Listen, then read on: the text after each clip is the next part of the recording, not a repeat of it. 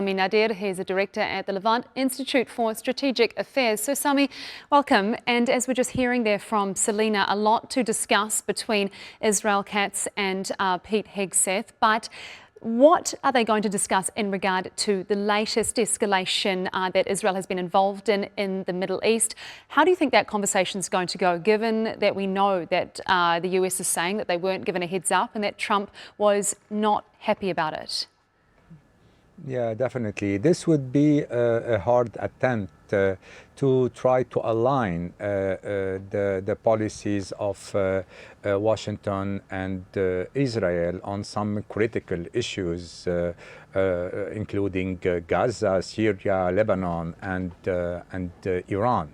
And this comes in the context of diverging views between Israel and Washington, and in the context as well of a controversial proposal for a ceasefire in Gaza that includes the so-called voluntary departure or a humanitarian city, something that could be considered as a form of ethnic cleansing.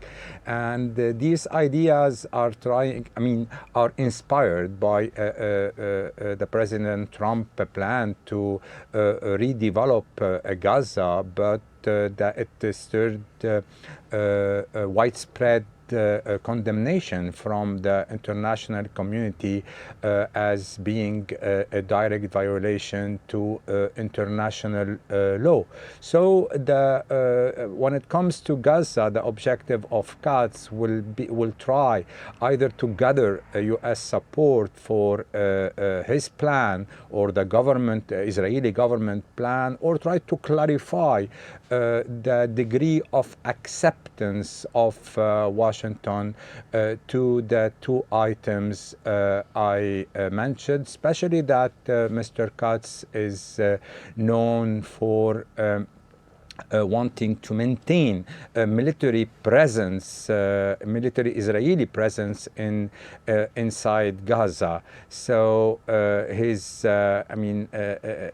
symbolizes the hard stand when it comes to Gaza. But there are other pressing issues, like the one that the military operation that Israel conducted inside Syria. And here there are two diverging views, because Mr.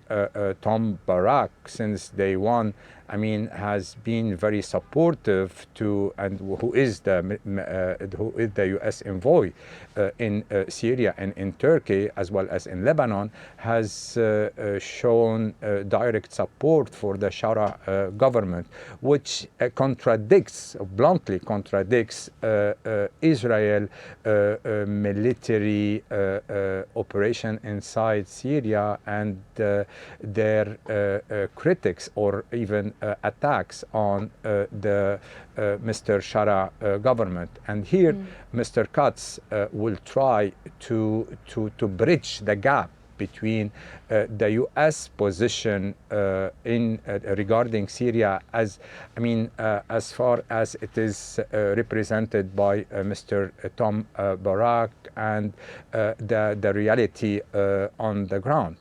The third issue will be as well Lebanon. And here, Israel is insisting on not implementing or the ceasefire agreement until the Lebanese government fully obtain the disarmament of Hezbollah. So here we have like three pending issues, very critical issues when it comes to the security on the region. And the Israel Minister of Defense will try to align the policies of US and Israel on these issues. And Sami, we also know that on the agenda will be procurement. And we know, we've learned in the last couple of days that Israel's boosting its defence spending by 12.5 billion.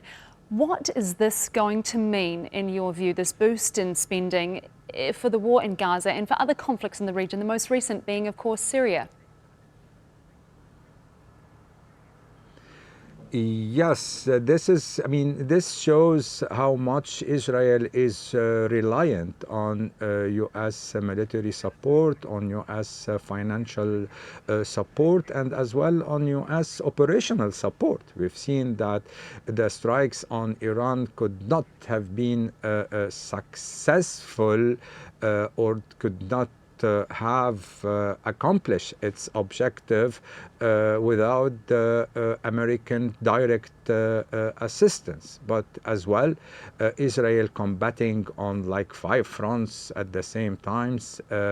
From its perspective, it needs more support, more military support, continuous arm delivery of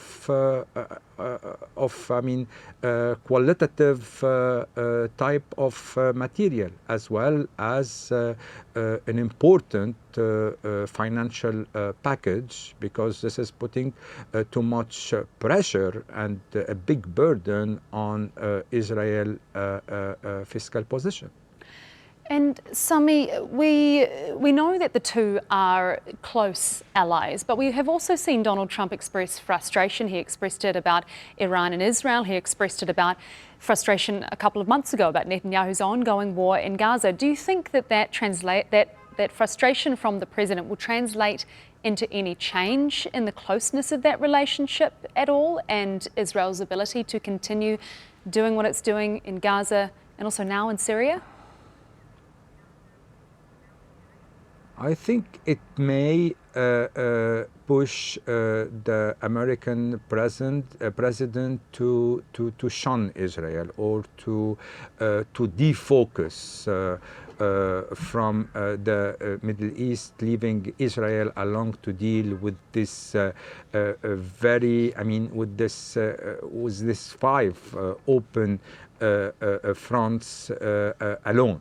And this is why it's critical for Israel today to keep the momentum of U.S. support, to keep the arm delivery, and to try to align both countries' policy. However, it's clear that the vision of Netanyahu and the vision of the American president don't perfectly match. The American president want badly a ceasefire deal, want badly stability in the Middle East. This is not about his personal wish alone. This is a part of U.S.